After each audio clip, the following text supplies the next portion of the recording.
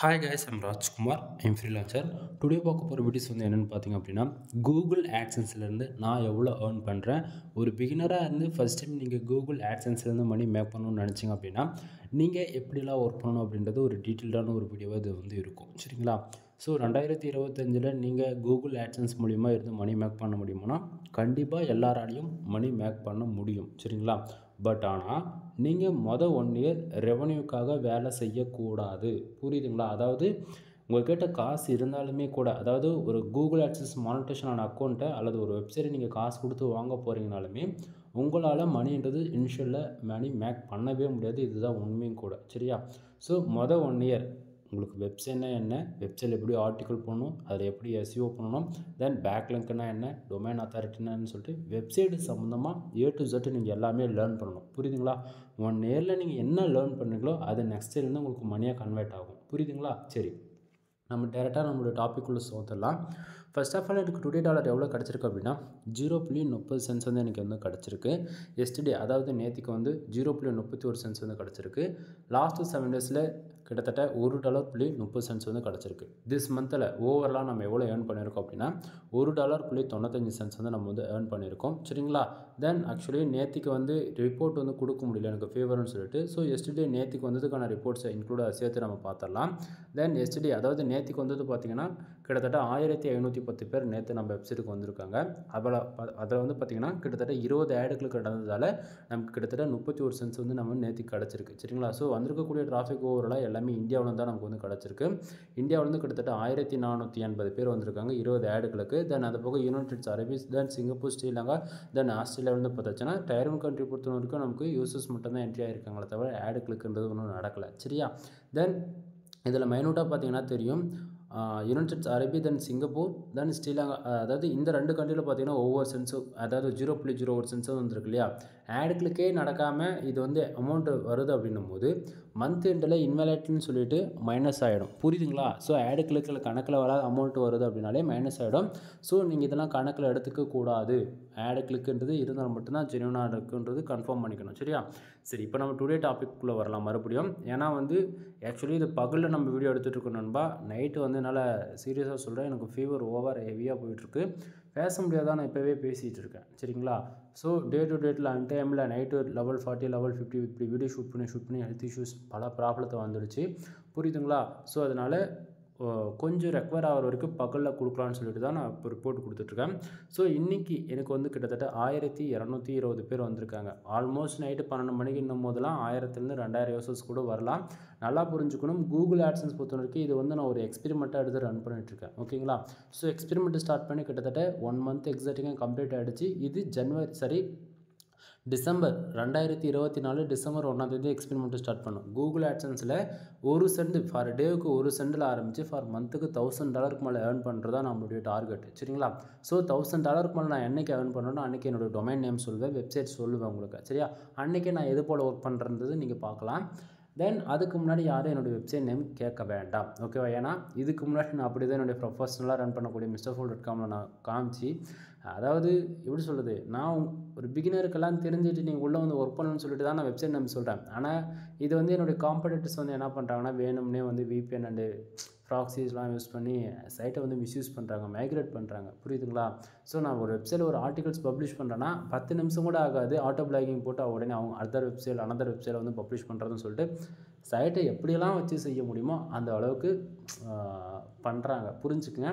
So இங்கே வந்து பார்த்தா உங்களுக்கே தெரியும், லாஸ்ட் மந்த்து தென் பார்த்தாச்சுன்னா $2.94 வந்திருக்கா. தென் லாஸ்ட்டு பேமெண்ட்டு வெறும் 00 சென்ட்ஸ். அப்படின்னா இது இன்னுமே ஒரு பேமெண்ட்டு கூட ரிலீஸ் ஆகாத ஒரு ஃப்ரெஷ்ஷான ஆட்சன்ஸ் அக்கௌண்ட்டுன்றது நீங்கள் தெரிஞ்சுக்கணும். ரீசன் என்ன அப்படின்னா, கூகுள் ஆட்சன்ஸ் பொறுத்த வரைக்கும் ஃபர்ஸ்ட் ஆஃப் ஆல் $10 வரணும். சரிங்களா? $10 வந்தால் தான் ஐடி வெரிஃபிகேஷன் பண்ணணும், அதுக்கப்புறம் பின் வெரிஃபிகேஷன் பண்ணணும், அதுக்கப்புறம் தான் பேங்க் அக்கௌண்ட் டீட்டெயில் ஆட் பண்ண முடியும். இப்போ நான் வந்து ஃபார் மந்த்துக்கு $1000 மேலே ஏர்ன் பண்ணி ரிப்போர்ட் கிட்டத்தட்ட 2 இயர்ஸ்க்கு முன்னாடியே நான் காமிச்சிட்டேன். ஓகேவா? பட் ஆனால் இன்றைக்கி ரேஞ்சுக்கு ஒரு என்ன தான் எக்ஸ்பீரியன்ஸான பர்சனாகவே இருந்தாலுமே நானே இனிஷியல் இப்படி தான் இருக்கும், அதாவது எனக்கே இப்படி தான் இருக்குன்றது நீங்கள் தெரிஞ்சுக்கணும். புரியுதுங்களா? ஸோ உங்கள் கூட சேர்ந்து நானும் சர்வே பண்ணணுன்றதுக்காக தான் அதாவது ஒரு பிகினர் என்ன தான் சோஷியல் மீடியா டிராஃபிக் இருக்குது அப்படின்னாலுமே அதை நீங்கள் நம்பி வேலை செய்யக்கூடாது. நமக்கு full and full organic traffic மட்டும்தான் வேணும். புரியுதா? ஸோ எனக்கு வரக்கூடிய ஆடியன்ஸ் மொத்தவங்க பாருங்கள், டெஸ்க்டாப் அண்டு மொபைல் இந்த இடத்துல தெரியுதா? 90% எனக்கு வந்து அதாவது 80% வச்சுக்கலாம். கிட்டத்தட்ட வரக்கூடிய ஆடியன்ஸ் மொத்தமே டெஸ்க்டாப் ஆடியன்ஸாக இருக்காங்க. அப்போனா நான் எந்த அளவுக்கு சைடு யூனிக்காக டிசைன் பண்ணியிருக்கேன், எது போல் கண்டென்ட்டு அதை கொடுக்குறன்றதை நீங்கள் யோசிக்கணும். ஓகேங்களா? ஸோ மொபைல்னு பார்த்துச்சுன்னா ஒரு 30% நம்ம கணக்கில் எடுத்துக்கலாம், இல்லைனா 20% எடுத்துக்கலாம். புரியுதுங்களா? ஸோ என்றைக்கும் சோஷியல் மீடியா டிராஃபிக்கை நம்பி நான் வேலை செய்யவே மாட்டேன். ஏன்னா வந்து நம்ம டார்கெட்டே வந்து ஃபார் மந்த்துக்கு மினிமமாக 1 lakh வச்சு நான் வேலை செஞ்சிட்ருக்கேன். அப்படின்னும் போது இனிஷியலாக எனக்கு அந்த அமௌண்ட்டே வேண்டான்னு நான் சொல்கிறேன். புரியுதா? என் வெப்சைட்டுக்கு ஒரு நாளைக்கு 5000 பேர் வரட்டும், 10,000 பேர் வரட்டும், அது ஸ்டாண்டர்டாக வரட்டும். புரியுதுங்களா? ஸோ டிசம்பர் மந்த்து 1ஆம் தேதி நம்ம வீடியோ போடும்போது கிட்டத்தட்ட 400 பேர் கூட நம்ம வெப்சைட்டுக்கு வர கிடையாது. அன்னையிலேருந்து இன்னி வரைக்கும் ரெகுலராக என் சேனல் வாட்ச் பண்ணுறவங்களுக்கு கண்டிப்பாக தெரியும். இன்றைக்கி ரேஞ்சுக்கு கிட்டத்தட்ட 1000 பேருக்கு மேலே வந்துட்டுருக்காங்க சரிடா. ஆனால் ஒவ்வொரு நாளைக்கு எவ்வளோ தெரியுமா வந்துட்டுருக்கு? $1க்கும் கம்மியாக, அதுலேயும் 3% பாதின்னு அப்படியே அதாவது 1 சென்ட் 2 சென்ட்னு சொல்லிட்டு அடித்து பிடிச்சி இப்போ தான் இந்த லாஸ்ட் வீக்லேருந்து 20 சென்ட்டுக்கு மேலே வந்துட்டுருக்கு ஃபார் டேவுக்கு. இன்றைக்கி ரேஞ்சுக்கு 30 சென்ட்டுன்ற விதத்தில் வந்துட்டுருக்கு. சரிங்களா?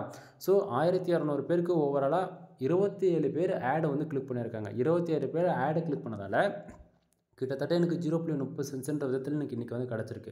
கூகுள் ஆட்சன்ஸ் பொறுத்த வரைக்கும் பேஜ் வியூஸ்க்கோ இம்ப்ரெஷனுக்கோ வந்து காசு கொடுக்க மாட்டாங்க. ஓகேங்களா? யாராச்சும் வந்து 1000 பேர் வந்துட்டாலே நமக்கு $1 வந்துடும், 1000 இம்ப்ரெஷன் வந்துட்டாலே $2 வந்துடும் சொல்கிறாங்க. அப்படின்னா அது ஃபுல்லி இல்லை, மொத்தமாகவே அது வராது, ஃபேக்கான இன்ஃபர்மேஷன் தான். சரியா? ஏன்னா இப்போ நீங்கள் பார்த்துட்ருக்கீங்களா, ஏன்னா வந்து இப்போ பேஜ் வியூஸ் இருக்காங்க பாருங்கள், நீங்கள் கனெக்ட் பண்ணி பார்த்தாலே தெரியும்.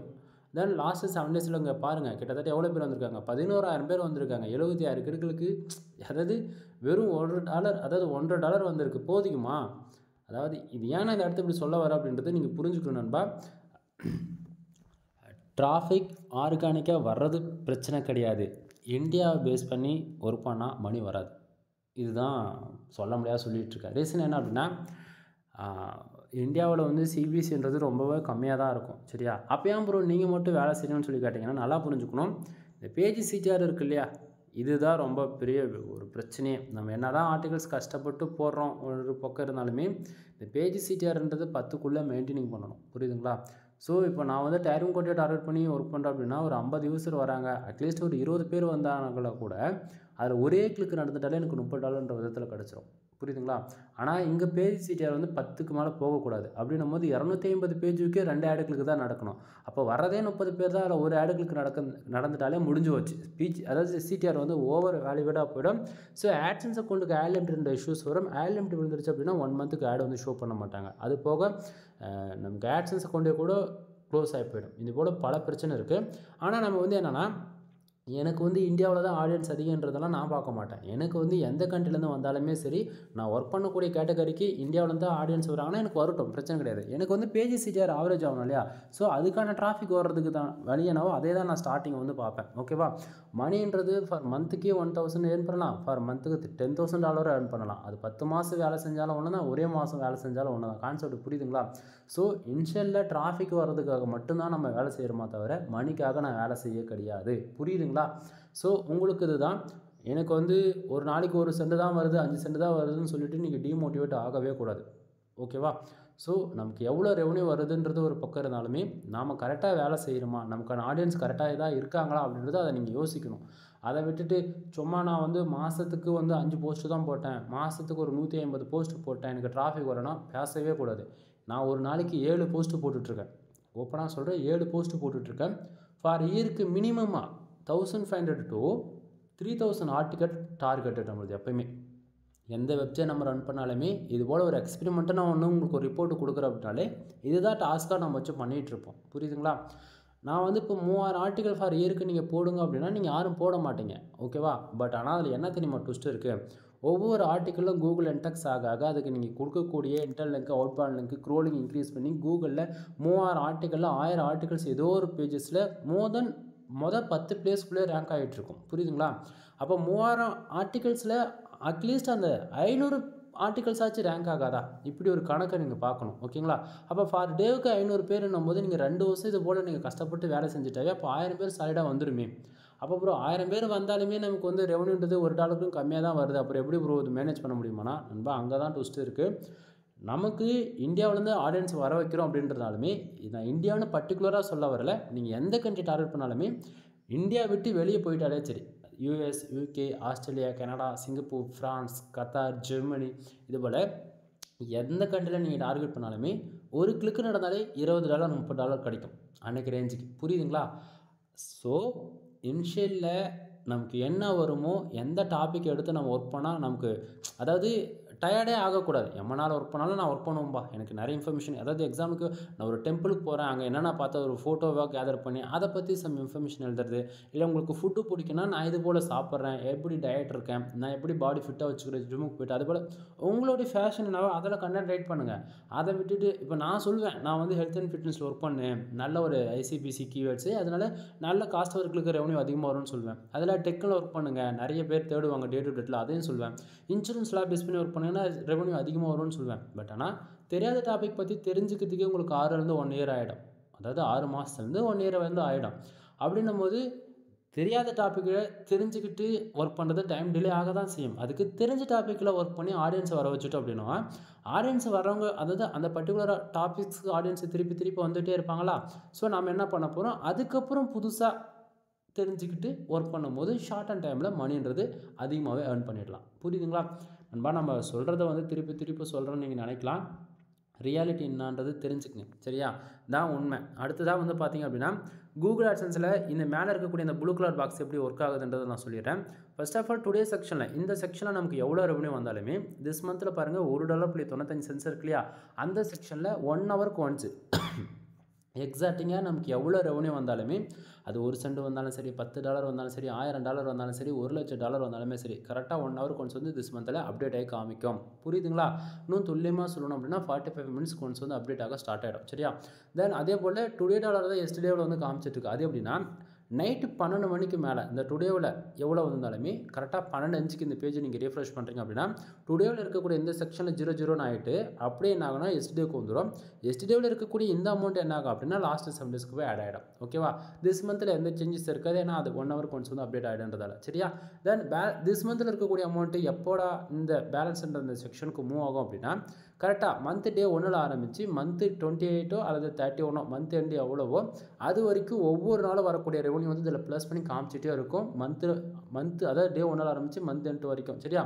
மந்த் எண்டுன்னும் போது மறுபடியும் இப்போ 2ஆம் மாதம், சரி 1ஆம் மாதம் இப்போ முடிஞ்சிட்டு 2ஆம் மாதம் ஸ்டார்ட் ஆகுது, ஜனவரி முடிஞ்சு பிப்ரவரி ஸ்டார்ட் ஆகுது அப்படின்னும் போது நைட்டு 12 மணிக்கு என்ன பண்ணுவாங்க அப்படின்னா, திஸ் மந்தில் இருக்கக்கூடிய இந்த செக்ஷனில் 00ன்னு பண்ணிவிட்டு மறுபடியும் 1ஆம் தேதி வருதுன்னும் போது அப்போ பேலன்ஸ் இந்த செக்ஷனுக்கு 24 ஹவர்ஸில் அப்டேட் ஆகிடும். அப்போது திஸ் மந்த்லேயே $100 இருக்குன்னா இந்தாண்டு இப்போ 102 இருக்கா, அப்படி $100 ப்ளஸ் பண்ணி இப்போ $102.94 அது போல் காமிக்கும். புரியுதுங்களா? ஸோ அப்போ மந்த் எண்டுன்னும் போது இந்த செக்ஷனில் வரும். சரி, அப்போ பேலன்ஸில் இருக்கக்கூடிய இந்த செக்ஷன் வந்து எப்போ லாஸ்ட் பேமெண்ட்டுக்கு வரும் அப்படின்னா, பேலன்ஸில் வந்து கம்பல்சரி $100 இருந்தே இருக்கணும். ஓகேவா? நீங்கள் $99.99 வச்சுருந்தா கூட, அதாவது 1 சென்ட் நீங்கள் கம்மியாக வச்சுருந்தா கூட உங்கள் பேங்க் அக்கௌண்ட்டுக்கு ரெவன்யூன்றது ட்ரான்ஸ்ஃபர் பண்ண மாட்டாங்க. கூகுள் ஆட்சன்ஸ் பொறுத்த வரைக்கும் $100னா அக்யூரேசியாக $100 இருந்தே தீரணும். ஓகேவா? ஸோ கூகுள் ஆட்சன்ஸில் இந்த பேலன்ஸ்ன்ற அந்த செக்ஷன் உங்களுக்கு $100 இருக்குது அப்படின்னா உங்களுக்கு டேரெக்டாக பேங்க் டு பேங்க் ட்ரான்ஸ்ஃபர் வந்து பண்ணிவிடுவாங்க. தென் ஃபுல்லி அது வந்து ஒயர் ட்ரான்ஸ்ஃபராக தான் இருக்கும். ஓகேங்களா? அதாவது உங்களுக்கு இன்னும் தெளிவாக சொல்லணும்னா, நம்ம எப்படி நம்மளுடைய பேங்க்கு பாஸ்புக் கொடுத்து அக்கௌண்ட் நம்பர்லாம் ஐஎஃப்சி கோடெல்லாம் கொடுத்து நம்ம வந்து அமௌண்ட் வந்து ட்ரான்ஸ்ஃபர் பண்ணுறோம். அதுபோல் இன்டர்நேஷ்னல் ட்ரான்ஸ்ஃபர் பண்ணுறதுக்கு பேங்க் அக்கௌண்ட் டீட்டெயில் தான் நம்ம வந்து இதில் கேட்பாங்க. பட் ஆனால் இங்கே வந்து ஐஎஃப்சி கோடு இன்க்ளூடு வந்து ஷிஃப்ட் கோடுன்னு ஒன்று இருக்கும். ஒவ்வொரு டிஸ்ட்ரிக்கும் ஒவ்வொரு பிரான்ச்சுக்குமே வந்து ஷிஃப்ட் கோடுன்னு இருக்கும். நீங்கள் யாராச்சும் புதுசாக உள்ளே வந்துட்டு ஆன்லைனில் போய்ட்டு கூகுளில் சர்ச் பண்ணி உங்களுடைய ஷிஃப்ட் கோடு எடுத்துலாம் போடாதீங்க. அது தப்பாக தான் இருக்கும். ஆல்மோஸ்ட் 99% தப்பாக தான் இருக்கும். நீங்கள் எந்த டிஸ்ட்ரிக் ஒன்றாலும் இருங்க, எந்த டிஸ்ட்ரிக்டில் எந்த பிரான்ச்சுக்கள் எங்கே இருக்கீங்களோ, அதாவது உங்கள் பேங்க் அக்கௌண்ட் எங்கே இருக்கோ அந்த டேரெக்டாக பேங்க்குக்கே நீங்கள் விசிட் பண்ணிவிடுங்க. புரியுதுங்களா? ஸோ பேங்க்குக்கே போய்ட்டு இது போல் நான் ஆன்லைனில் ஒர்க் பண்ணிகிட்ருக்கேன், நான் வந்து கூகுள் ஆட்சன்ஸில் கண்டிப்பாக நீங்கள் இதை பற்றி சொன்னாலும் உங்களுக்கு தெரியாது. ஓகேவா?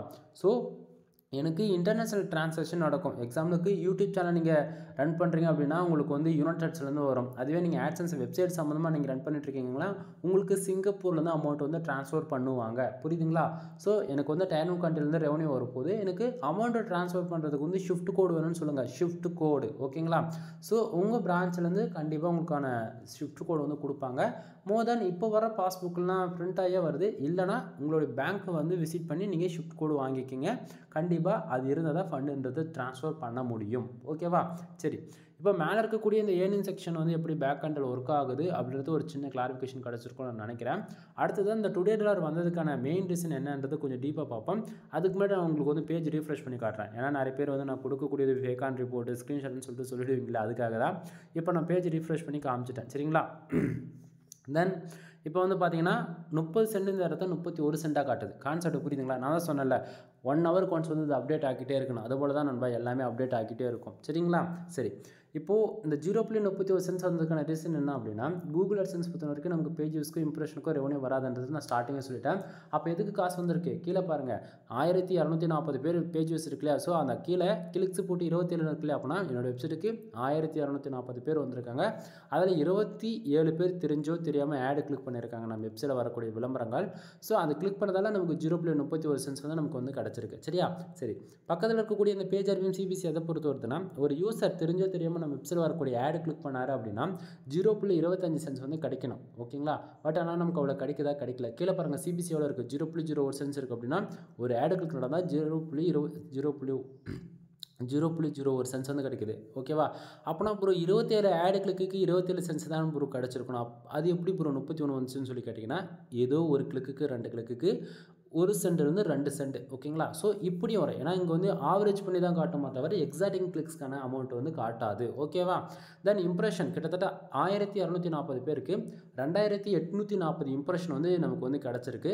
ஸோ இம்ப்ரெஷன் மூலிமா ரெவன்யூ வருமானா? ஆட்சன்ஸில் இம்ப்ரெஷன் மூலிமா ரெவன்யூ வராது. ஆனால் இதுவே ஆட் மேனேஜரில் இம்ப்ரெஷனுக்கு மட்டும்தான் ரெவன்யூ வரும். ஓகேங்களா? ஸோ ஆட் மேனேஜர்ன்றது அது ஏடிஎக்ஸ்னு சொல்லலாம். ஸோ ஆட் மேனேஜர் பொறுத்த வரைக்கும் நமக்கு வந்து ஆட் கிளிக் நடந்தாலுமே ரெவன்யூன்றது அங்கே கொடுக்க மாட்டாங்க. இம்ப்ரெஷன் தான். எவ்வளோ நமக்கான விசிட்டர்ஸ் நம்ம வெப்சைட்டுக்கு வராங்களோ அதில் எவ்வளோ இம்ப்ரெஷன் அதிகமாக வருதோ அதை பொறுத்து ஆட் மேனேஜர் வந்து ரெவன்யூன்றது வரும். பட் ஆனால் அதுக்கு ஆட்சன்ஸ் அப்ரூவல் வாங்கியிருந்தால் மட்டும்தான் ஆட் மேனேஜர் அப்ரூவல் வாங்க முடியும். புரியுதுங்களா? தென் அதை தாண்டி ஆட்சன்ஸில் இன்னொரு டிபார்ட்மெண்ட் பார்த்தாச்சுன்னா ஆட் மோப்னா ஆண்ட்ராய்டு அப்ளிகேஷன்ஸ்க்காகவே அது இருக்கக்கூடியது. ஸோ அதுக்கெல்லாம் வந்து பார்த்திங்கன்னா இசிபிஎம், அதாவது ஆட் மேனேஜர்லேயும் சரி ஆட் மோப்புக்குமே சரி இசிபிஎம் கால்குலேட் பண்ணி கொடுப்பாங்க. இசிபிஎம்னா இம்ப்ரெஷனுக்கு தான். ஓகேங்களா? ஸோ கன்ஃபியூஷன் ஆகிட வேண்டாம். ஆட்சன்ஸில் மட்டும்தான் ஆடு கிளிக் நடந்தால் ரெவன்யூன்றது தெரிஞ்சுக்குங்க. சரியா?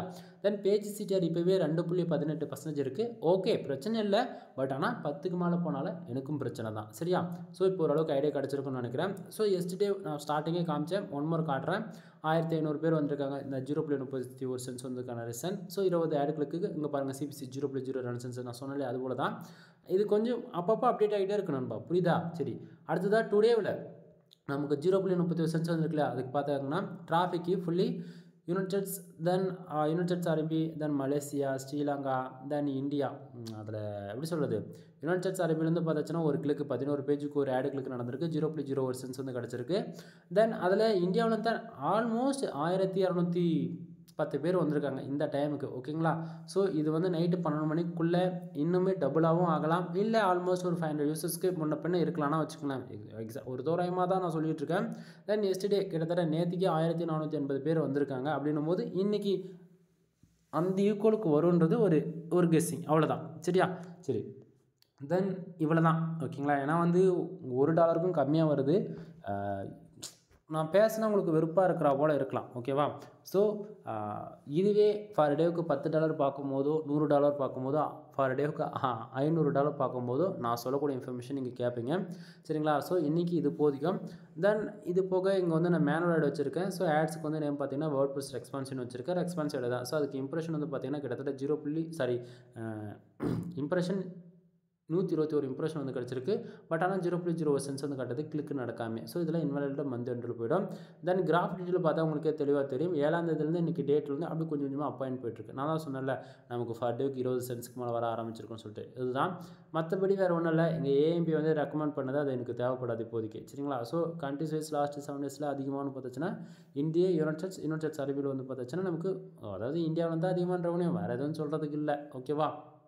தென் இதுக்கு மேலே சொல்லக்கூடியது எல்லாமே நம்ம வெப்சைட் சம்மந்தமாக வரும் நண்பா.